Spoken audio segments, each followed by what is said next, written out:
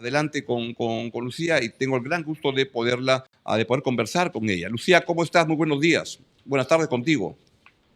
Oh, hola, Augusto, ¿cómo te va? Qué bueno verte. Pues encantado. Yo pensé que estabas por Santiago, pero te hemos encontrado por Madrid. Así es, lanzamos el libro ahora el 10, esta semana el 10 de septiembre acá en Madrid primero, así que por eso estoy acá. Pues yo quiero comentarles que Lucía Damer es una profesora titular de la Universidad de Santiago de Chile y una destacadísima experta en temas de seguridad y de violencia urbana, crimen organizado y políticas públicas en América Latina. Tiene una trayectoria política y pública y académica muy destacada. Ha publicado extensamente en libros y revistas internacionales. Ha ocupado cargos de alto nivel como jefa de asesores de la presidencia de Chile con el gobierno de Boric y ha asesorado a gobiernos y organismos multilaterales. Y ha escrito un libro que está estupendo, la verdad, y que se llama, si pueden poner por favor la foto de la portada, porque pronto va a llegar a Lima, si es que no ha llegado ya, Anatomía del Poder Ilegal. Ahí está, justamente la nueva cara de América Latina, crimen organizado, poder sin legitimidad y violencia sin límites. Lucía, ¿de qué se trata el libro? Bueno, efectivamente, este es un libro que busca tener una conversación más abierta, ya no solamente académica, Augusto, sobre los temas de el crimen organizado, pero pensando, y Perú es un caso particularmente importante, pensando que los mercados ilegales se desarrollan porque ha aumentado la corrupción, que casi ya es pues endémica en la mayoría de nuestros países, y segundo, porque hemos ido pensando que esto se puede enfrentar con estados débiles. Entonces, efectivamente, el libro mira 8 mercados ilegales, dentro de ellos, por supuesto, la minería ilegal, la tala, el tráfico de migrantes, el narcotráfico y varios más. Y además mira cómo hay dos factores habilitantes. Uno, el tráfico de armas, que permite que estos grupos se anden matando para el control del mercado y del territorio, y el otro, el lavado de activos, porque hay algo que no hay que olvidarse y es que estos son negocios que lo que buscan es dinero para blanquear y generar, digamos, una economía formal. ¿Cuán importante es el crimen organizado y todas estas actividades económicas ilegales en la región hoy en día en América Latina? Es muy importante porque vía la extorsión impactan en prácticamente más de 100 millones de latinoamericanos que la sufren cotidianamente, que sienten que están siendo, entre comillas, controlados por el crimen. Es muy importante porque económicamente generan impactos territoriales. Pues de más está decir, por ejemplo, lo que pasa en Perú con la minería ilegal. También es muy importante porque está generando devastaciones climáticas, ¿no? Particularmente en la Amazonía, no solo en la Amazonía, pero particularmente en la Así Amazonía. es. Y, y finalmente es muy importante para la calidad de la política y la democracia, porque como generan tanto dinero, yo creo que Perú justamente ha mirado este tema muy de cerca, las capacidades de corrupción políticas, institucionales, del sector privado, en fin, son enormes. Entonces, este es el momento realmente de darnos cuenta que es un fenómeno complejo que requiere entonces respuestas mucho más complejas de las que estamos discutiendo.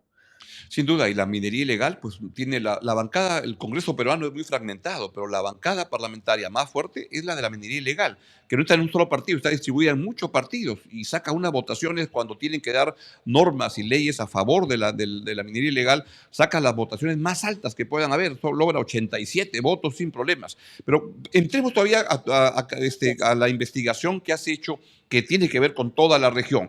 ¿Cuál es el hallazgo, el dato, la información o tu conclusión que te sorprendió más del estudio que has hecho?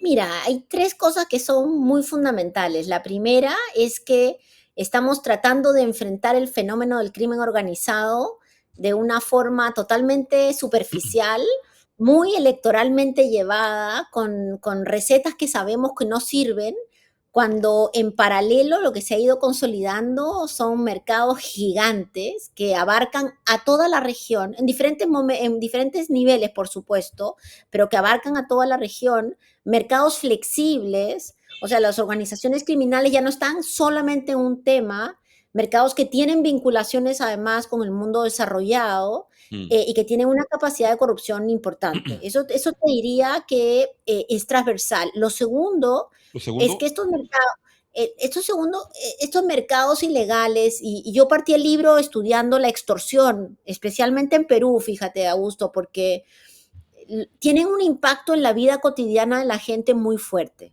A veces uno piensa, bueno, el narcotráfico está ahí en donde se produce la droga. No, la verdad es que estas organizaciones muchas veces terminan cobrándole a la gente por salir a la calle, a los Así es. taxistas por usar su auto. Como se ve en Perú, incluso en los colegios les cobran para poder dar las clases. Entonces, ya es un fenómeno que está consolidándose como un fenómeno de gobernanza alternativa al Estado. ¿Ah? Y lo Se calcula que tercero en el es que Perú muchas, 10% de las personas han tenido una experiencia con la extorsión directa en el último año. 10% es enorme.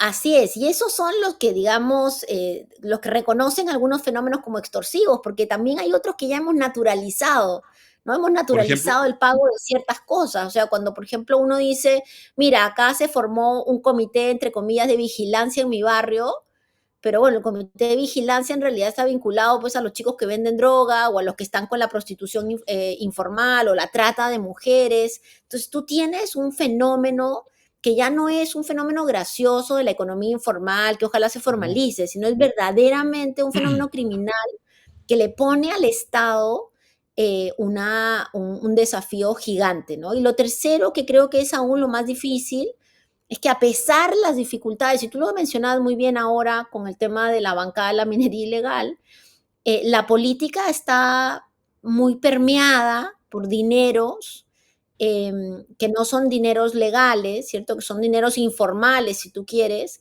Y entonces la solución para enfrentar el crimen organizado no es solamente policía, justicia y cárcel, Claro. sino es reforma del financiamiento de las campañas políticas, es aumento de las capacidades de fiscalización de los políticos en general, por supuesto el Congreso, el Ejecutivo, el legislativo, digamos, de todas maneras, y sin duda el judicial, es mejorar, digamos, subir la vara del control que se tiene sobre esos actores, porque si no, cuando la corrupción se convierte en un negocio de impunidad, pues ya sabes a dónde vamos, ¿no? Vamos hacia Claro. un mundo donde la democracia no existe.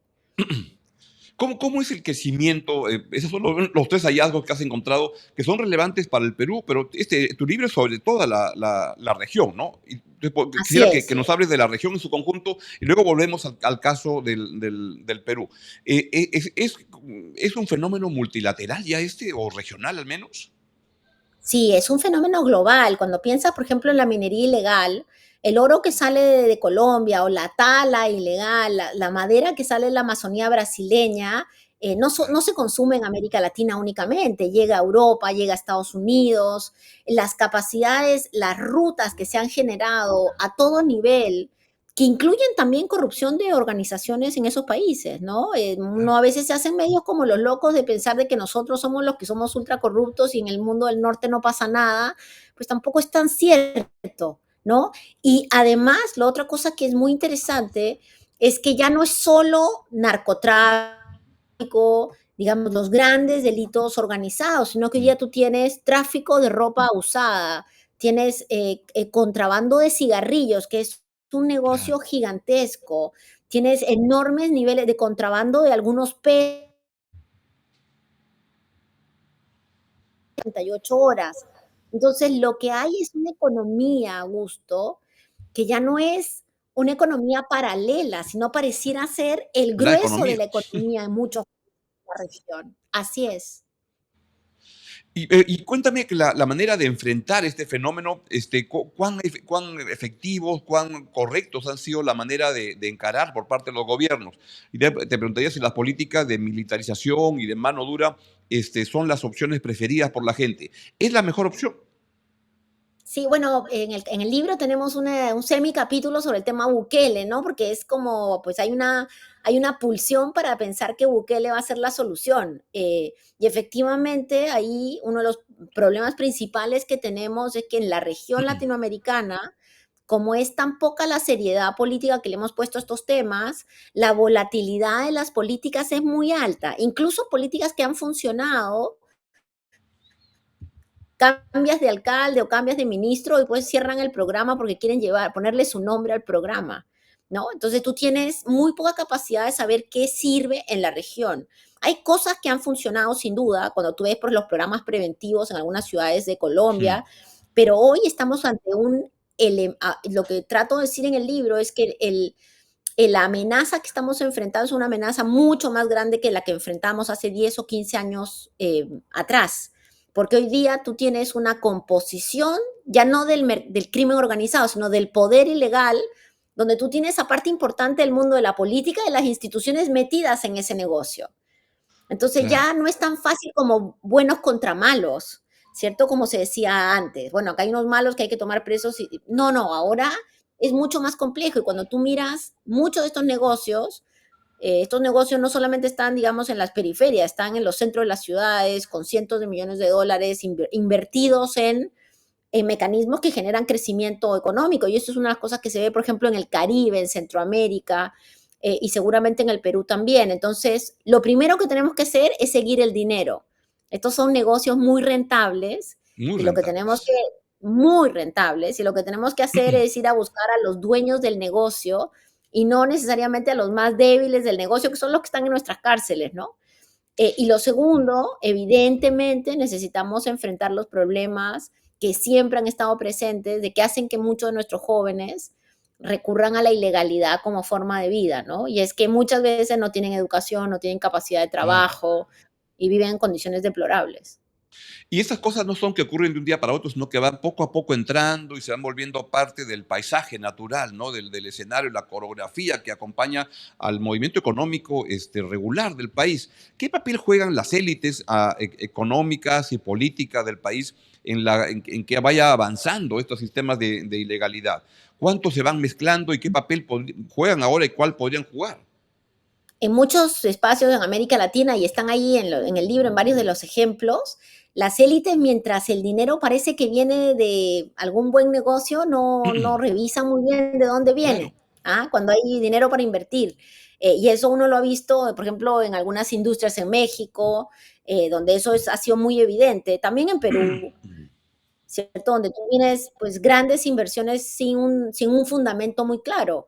El sistema financiero en América Latina tiene que ser revisado. Hay todavía países donde los niveles de uso de dinero constante y sonante permiten un nivel de movimiento de dinero ilegal muy alto, ¿no? Y eso probablemente en las partes más fuera de la ciudad de Lima pasa en Perú, pero pasa en la mayoría de los países.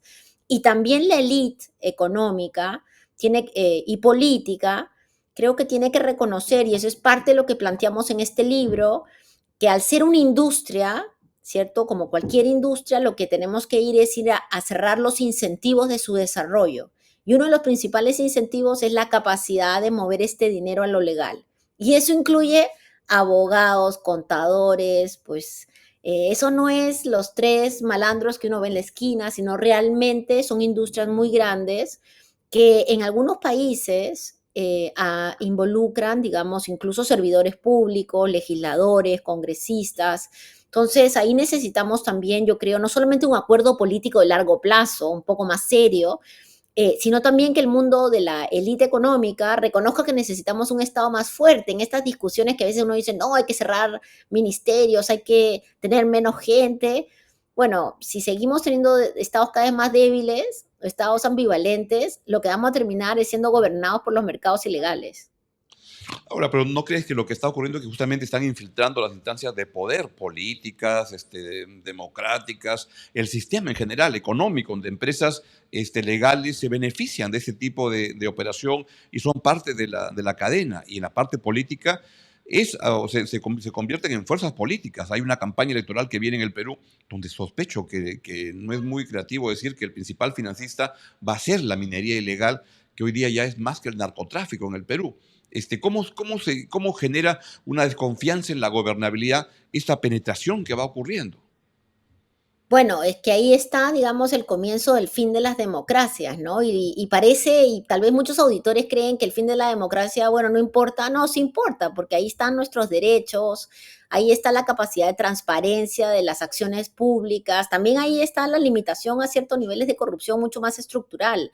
Pero lo que tú dices es cierto, hoy día en muchos países de la región hay una presencia de los mercados ilegales en la política demasiado fuerte y es una presencia que se ve en la legislación que se pasa, que permite espacios grises para potenciar estas actividades productivas o estos negocios ilegales, pero también hay amplísimos niveles de impunidad, ¿no? Todavía realmente para caer preso en nuestros países tienes que ser una persona que tiene enormes dificultades para tener un abogado, porque casi Claro. cualquiera que pueda tener un buen abogado queda.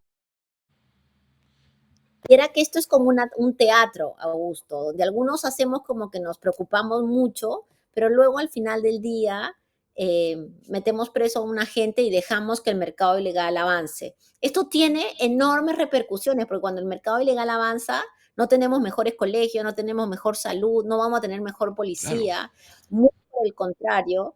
Y una parte importante de los latinoamericanos vamos a terminar, digamos, siendo gobernados por organizaciones criminales cuya lección es muy clara, ¿no? Si no colaboras, esto es colaboración o plomo. Y ahí es donde tenemos los problemas de violencia que hemos visto no solamente en el país, sino en muchos otros países. Si tuvieras que escoger, de acuerdo a esta investigación que está estupenda y tan oportuna, tan pertinente al momento actual del Perú y en general de América Latina, una reforma que tú tuvieras que escoger, ¿qué se puede hacer para combatir más efectivamente y debilitar al poder ilegal? ¿Cuál escogerías? Mira, yo para poder enfrentar el poder ilegal, creo que hay que generar mecanismos muy fuertes de control del financiamiento de las campañas políticas. Puede sonar Ujú. contraintuitivo, algunos pensarán que iba a decir fortalecer la policía, mejores cursos, no. Si uno no controla los niveles de financiamiento de la política, con mercados tan poderosos en los países latinoamericanos, lo único que está generando son los incentivos para la participación, digamos, política de estos intereses. Y por supuesto, en el segundo nivel, le pondría mucho énfasis a las capacidades estatales para la lucha contra el lavado de activos. Y esto caiga quien caiga, ¿no? Sin duda. Lucía, estás en Madrid para presentar el libro, ¿no? Sí, ahora el 10 de septiembre, esta semana, en un par de días, presentamos el libro acá en Madrid. Después lo vamos a presentar en Chile y espero que en octubre salga el libro y lo podamos presentar en Lima. Que es un libro muy, muy pertinente y además tú vienes trabajando el tema de seguridad de hace tanto, tanto tiempo. Entre Chile, tienes una relación con Chile, donde vives, y con el Perú, porque tu padre era un peruano, un congresista peruano, Manuel Dahmer. ¿Y cómo percibes la situación en Chile con respecto al tema de inseguridad? ¿Qué ha pasado en estos años? Mira, el tema de la inseguridad en Chile ha sido tema central de la preocupación de los chilenos en los últimos 15 a 20 años. Lo que ha pasado después del COVID sí es que han aumentado los delitos violentos. Chile dejó de ser un país excepcional en términos de la no presencia de organizaciones Así es. criminales. Y eso es una de las cosas que mostramos en el libro. Las organizaciones criminales buscan los mejores lugares para hacer negocio. Y esos mejores lugares pueden ser lugares más tranquilos, lugares que se revisan menos y buscan los espacios de relajamiento, si tú quieres, del control para meterse. Yo creo que en el Mm. caso chileno, efectivamente ha habido un aumento del consumo de drogas, una mayor presencia de algunos mercados ilegales, y esto ha traído una preocupación feroz, ¿no? Y ahora para las elecciones de noviembre, el principal tema de preocupación es la seguridad. Es el tema que todos los candidatos están mirando con más detalle y evidentemente muchas de las propuestas son propuestas que tienen una vinculación entre seguridad e inmigración por la sensación que hay, y digo una sensación porque en realidad los datos no necesariamente así lo confirman, que mucho del problema de la inseguridad está vinculada con la migración venezolana irregular que ocurrió en los últimos años. Entonces Que es ahí un tú fenómeno que tienes está en esto toda América como un Latina, fenómeno, sí, tienes pero esto en como un Chile y el fenómeno Perú de manera principal. muy, muy, muy, muy importante, ¿no? Así es, así es. Y fíjate que efectivamente muchas de las personas venezolanas que huyeron de la dictadura de Maduro, porque pues es una dictadura, ¿cierto? Efectivamente es gente que además sufrió las consecuencias de los mercados ilegales del tráfico de migrantes, que fueron violentados en el camino, cuando no cientos, sino miles de mujeres que están en esclavitud sexual por la trata.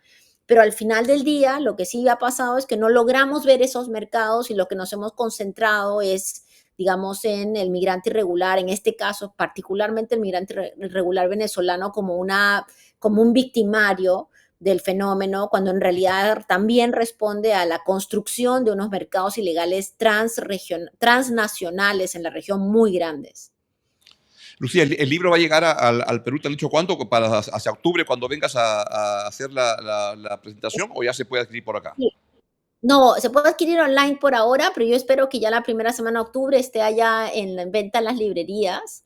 Y en todo caso, pues nos da para pues, tener una buena discusión, porque hay muchas de los temas del libro, hay muchas cosas sobre la realidad del Perú.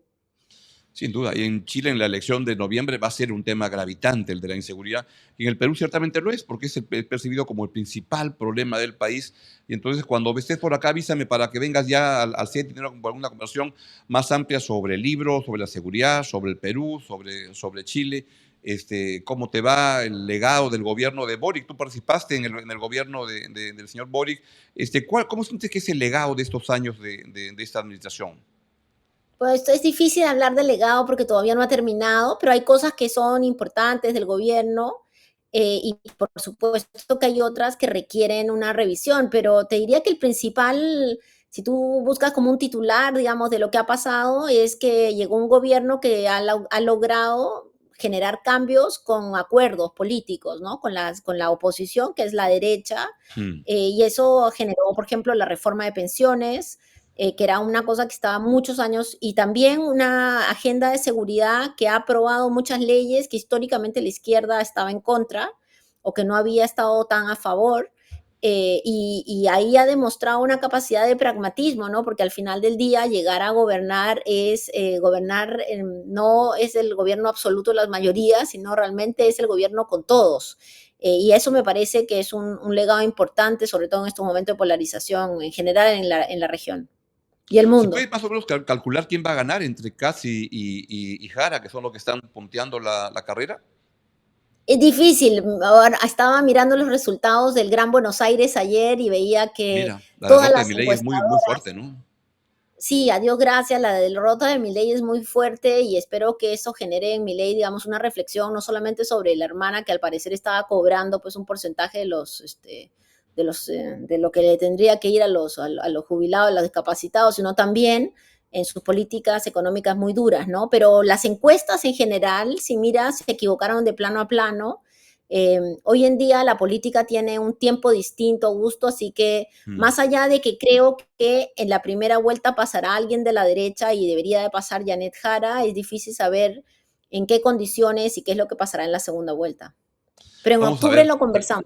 Eso, así es. Lucía, muchísimas gracias. Te felicito por el libro y tengo muchas ganas de ya. Yo leo los resúmenes que me has enviado. Quiero verlo ya completo porque se ve un libro muy atractivo y muy pertinente para los debates en la región. Te envío un gran abrazo.